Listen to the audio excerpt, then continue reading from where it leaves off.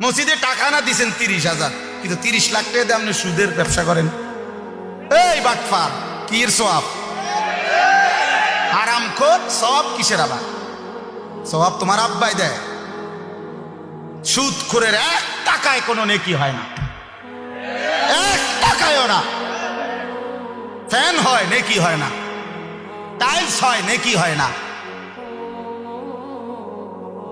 নেকি ইমাম সাহেব দেয় না, ইমাম সাহেব শিক্ষা দিলে হইতো না। মাহফিলের বক্তা যদি একেবারে জনাব